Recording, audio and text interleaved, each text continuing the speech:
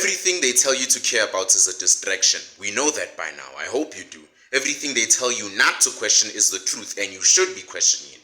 Welcome, members of the Summer Sambit movement. Today, we pull back the curtain on something the media wants you to scroll past. Fast. Let's talk about something they're trying to bury. Something I've seen they're trying to smother with this Orania drama, EFF matches, racial TikTok wars, fake hashtags designed in PR boardrooms with coffee and panic. Let's talk about Hamas, Israel, Gaza, and the very real, very spicy question that not many have the guts to ask. Did the ANC help Hamas attack Israel? Now, before you clutch your pearls and start saying, Zama, that is a wild accusation, buddy, sit down, sip your rooibos, and allow me to unravel the logic behind this. Because the more you look at it, the more it starts to make sense, like how it did for me. And while sipping that nice rooibos tea, hit that subscribe button while you're at it to not miss any more videos and truth bombs, no pun intended. Now, before I give you my golden truth on why the ANC could have known this, let alone influenced, like how you know someone ate your leftovers at home, you need to listen to this. I'm just going to play you a video piece. On to the main news story, and the news story that, to be honest, if actually proves to be true, will mean that everything I have just discussed was the Maryland walk in the park. Because according to Lewis, a representative of the UK-based judicial rights group, he's basically written to the US ambassador for South Africa. You know, the new one? Yep, Leo Brents, that one. And he's basically said he has evidence that not only did South Africa get paid its hush money by Iran to take Israel to the ICJ, he has evidence to say that South Africa had, and I quote, advanced notice of the October 7th atrocity, the plans that were actually going to take place, and that the response to it would be an attack, and that they would then approach the ICC and the ICJ for protection from Israel's response. Dum dum dum. Now you know I'm not bluffing. And remember, I'm not here to say they did. I'm here to say it's just suspiciously convenient. And when things are that convenient in politics, someone's usually playing you like a fiddle at a devil's wedding. Let's go back to when Hamas launched one of the most controversial attacks on Israel in recent years. People were shocked, outraged, devastated. And then, like clockwork, the ANC popped up on the global radar, loud and proud, supporting Palestine. I'm not saying supporting Palestine is a crime. I'm saying the timing of their vocal, high-profile stance was suspiciously close to Hamas launching rockets at them. Within days of the attack, South African ANC politicians were shaking hands with Palestinian leaders, posting statements like they just dropped a new mixtape. Almost like they were prepared for it. Almost like they had inside knowledge. Almost like they weren't surprised at all. Now, if you've ever followed politics, you'll know this. Governments never speak without an agenda. We should all know that by now. And ANC suddenly being this vocal, almost coordinated, raises a big red flag. Remember when Russia invaded Ukraine? South Africa said we are neutral. Remember when Israel responded to the Hamas attacks, what did South Africa say? They said this is genocide. That's not neutrality, that is selective outrage. If you're neutral, you're neutral. But if the ANC picks their battles based on who funds their campaigns, who keeps them relevant, and who they want to be seen standing next to at the next UN gathering, then that's not really fair, is it? Because it's not about morality here, it's about image, the clout, the attention, and quiet alliances are the ones you'll never hear about on ENCA. While the grid collapses, our youth unemployment hits record highs, and people die waiting for public health care, the ANC is laser focused on Gaza. Why? Because the more you talk about Gaza, the less you talk about load shedding, corruption, and Nkandla 2.0. The ANC has always positioned itself as this champion of oppressed people. In the 80s, anti-apartheid heroes. In the 90s, rebuilders of a new South Africa. Now, the voice of Palestine. But here's the problem. They've never evolved past 1994.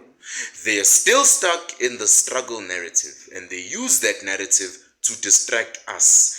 Every time they mess up, they pull out the same old playbook. It's the legacy of apartheid. It's Western imperialism. It's Israel's fault. Just using big words to make sure young people don't understand what they're saying. My bruv, at what point do you stop blaming history for your future? This blind support for Hamas, despite clear signs of violence, extremism, and human rights abuse, makes the ANC complicit in that ideology. You can support Palestine and still condemn terrorism. But ANC doesn't do that.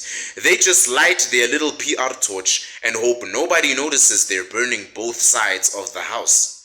Every time something big happens, watch what else the media gives you. The EFF marches into Orania, distraction. Kill the Boer debates in court, distraction.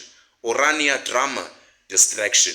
The people who live there and are not even doing anything whatsoever that harms this country, distraction. Because they're trying to make you believe they're harmful. In fact, what actually harms us is the energy wasted by all these people to march to Orania. Oh, because it doesn't exist, kill the poor, kill the farmer. It's a waste of energy because nothing's gonna change. Miss South Africa's politics is also a distraction because while we're on Twitter screaming about statues and place names, ANC officials are out there signing policy deals you'll never read about, busy shaking hands with figures who have their own agendas, maybe even knowing that something was coming. I'm not saying Cyril dialed up Hamas on WhatsApp and said, hi, we know what's going on. But I'm saying someone somewhere in the ANC had ears to the ground. And they chose silence. And silence in this case is not innocence. One uncomfortable truth that many tend to avoid is the ANC's long-standing relationships with radical or militant groups, some of which had ideological overlap with what Hamas represents today. During apartheid, the ANC was branded a terrorist organization by the West, not because it was inherently evil, but because it was willing to do whatever it took to fight the regime. That's understandable in its context, but it also meant they aligned with global revolutionaries and militias, including Palestinian liberation movements like the PLO, the Palestine Liberation Organization or something like that. That's the start of a bond that never really broke, right? Fast forward to today, and the ANC still regularly expresses solidarity with Palestine, often not just as at a humanitarian level, but politically and ideologically. In 2023, South Africa even filed a genocide case against Israel at the International Court of Justice. Regardless of where one stands on this issue, it shows a level of political commitment that goes far beyond symbolic support. Now, I want you to ask yourself this. If your government is that committed to one side of the conflict, is it really impossible that informal communications or warnings could have been shared with like-minded actors across the world? Consider this: the same networks used during apartheid to shuttle weapons and plans in secret could very well be repurposed for global intelligence sharing today. Add in encrypted communications, non-state actors, and black market networks, and it becomes far less outlandish to suggest that an ideological ally like Hamas may have had indirect conversations or signals passed from sympathetic ANC members. Call me that guy all you want. Is this proven? No. But the groundwork, ideological commitment, and historical loyalty are all there. And in war or revolution, that's all some parties need. Now, for the second, even more uncomfortable possibility, what if the ANC actually benefited from the timing of the attack? Think about it. South Africa's in deep crisis. Alright, potholes, load shedding, rape, all of that. A collapsing healthcare system, an education system that's an ICU. The 2024 election looms large, and the ANC knows it might lose for the first time in democratic history. Enter the perfect distraction: global conflict. Public anger shifted, racial, religious, and political tensions are redirected outwards. Now picture this.